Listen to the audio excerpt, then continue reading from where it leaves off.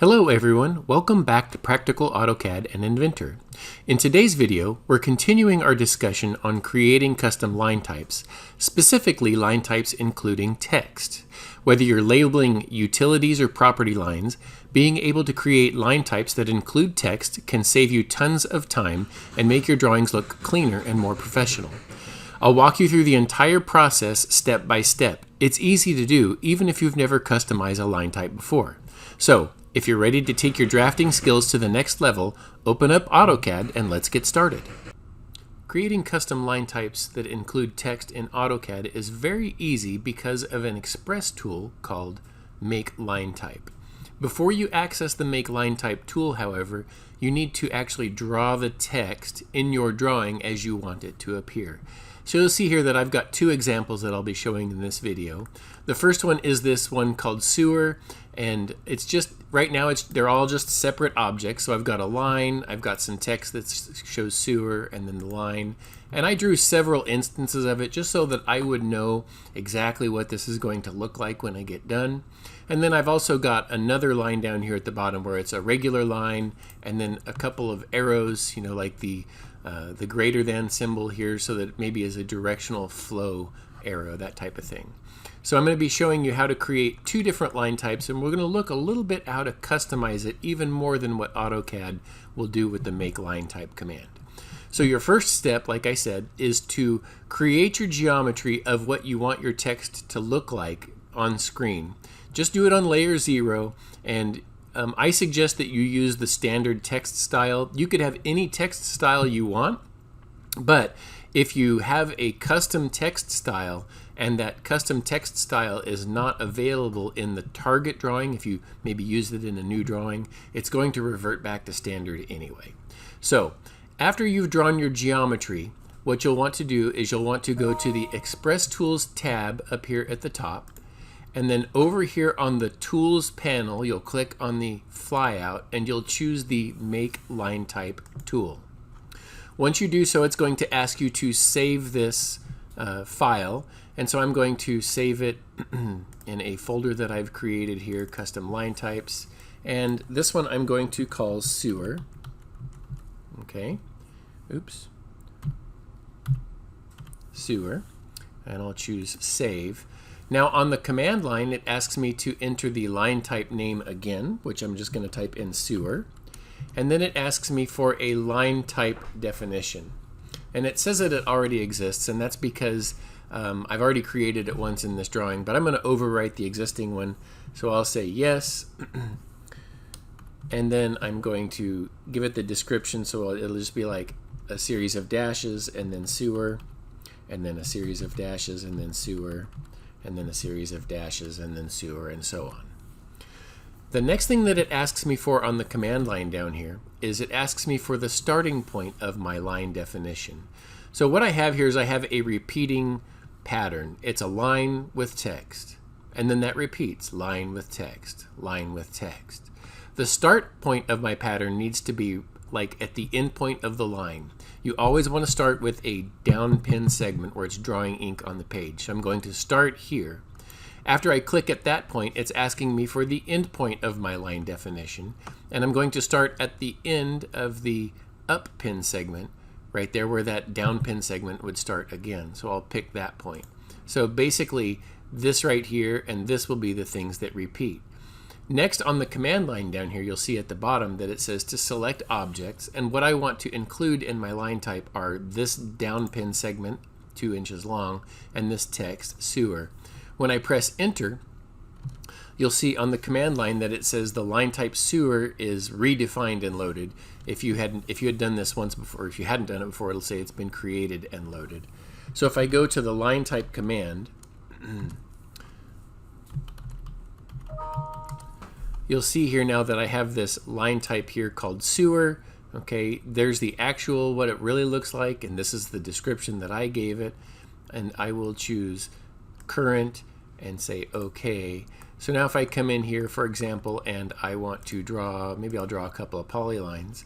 If I draw a couple of polylines in here, notice that it's going to put in this text. Now notice that when I drew this, going from right to left, my text is upright and readable. Okay, going up, it's read from the right side, and then going from right to left, it's still upright and readable. Now, the reason this happens is because of the way that the make linetype command creates the text file. So if I open this, for example, let me zoom up on it so we can see it a little bit better here. This is the actual code that the make linetype wrote. So it starts off with the star, which indicates to the program that, hey, here comes a new linetype file. The name of it is sewer, and this is that description that I typed in. Then on the second line of code, it has alignment code A. Remember, AutoCAD only supports alignment code A, so that always has to be there. It has a down pin segment of 2 inches, an up pin segment of 0.091739. Okay, so that's the empty space between the end of the line and the beginning of the text. And then all of this inside of the brackets defines my text. So the sewer is the text string, so the actual text here is sewer. It has to be in quotation marks. That text right there can be anything you want. It can be any letter, any character, with the exception of quotation marks. I can't put a quotation mark in there, but it could be an equal sign, it could be a space, it could be a forward slash, a backslash. It doesn't really matter. Anything that you want. This right here is the text style standard. This y distance is half of the height. So you'll see here that my height, this is the S distance, the height is 0.1875. That's the height of the text. The y distance is half of that because my text was centered in the line. If I didn't have my text centered in the line, then those two numbers wouldn't be the same. But the thing that I really wanted you to see here is this U is equal to 0. The U indicates that the text is upright and readable, meaning that if I draw the line from left to right or right to left, the text is always going to be presented upright so that I can read it from the bottom of the screen. So that's how that one works. Now, if I want to do the same thing with this set here, maybe I want this to be a directional flow line, saying, hey, the text or the whatever's flowing through this pipe is flowing in this direction. Okay, so I want it to be directional so that if I draw it from left to right, the arrows point this way, but if I draw it from right to left, the arrows point the other way. Okay, so what I'll do here is I'll go in and I'll do the same process. On the Express Tools command, I'm going to say I want to create a line type, and I'm going to call this one flow line. Yeah. Okay, and then it asks me again on the command line for my line type name, so it's flow line. And then my line type description, I'll do the same thing here. It's like, you know, a few dashes, and then a couple of arrows, and then a few dashes, and then a couple of arrows, and then a few dashes, and so on. When you're done, you press enter. It asks you for the start point again, so I'm going to pick the end point there, and the end point of my definition will be that point there. And the two things that I want are this line and that text that I included. I'll press enter. And then you'll see here that the line type called flow line is created and loaded. So again, if I go back to that line type command,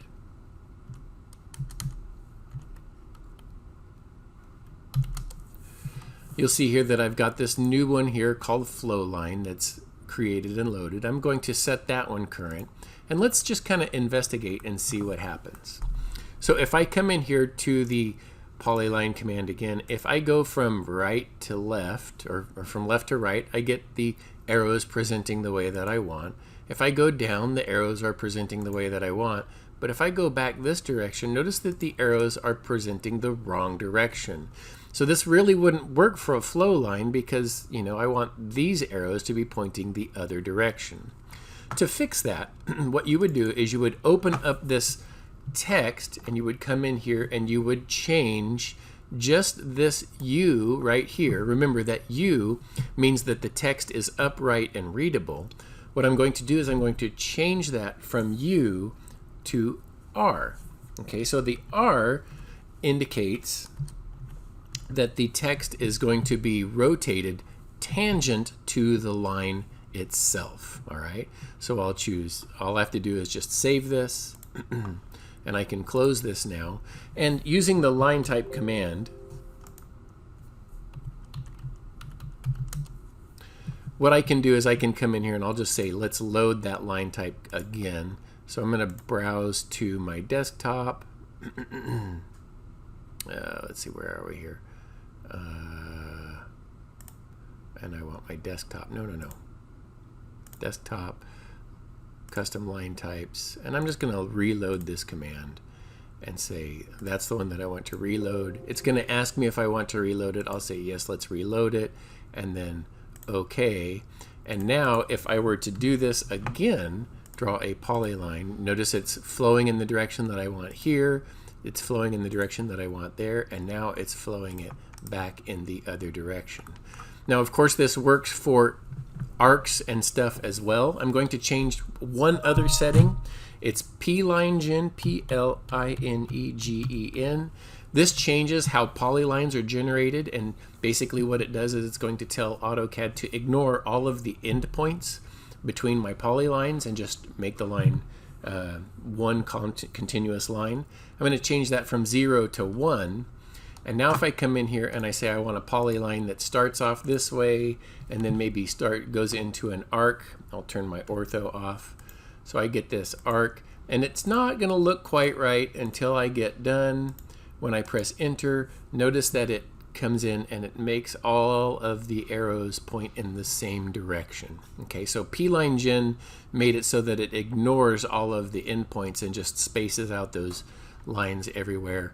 And then, you know, the flow line, because the text has the R value instead of the U value, it allows these arrows to point in the direction that we want that flow to go. So two really great tools for creating custom line types with text. The next video that I create is going to show how to create custom line types with shapes. So tune back in for the next one as well. Thanks for watching.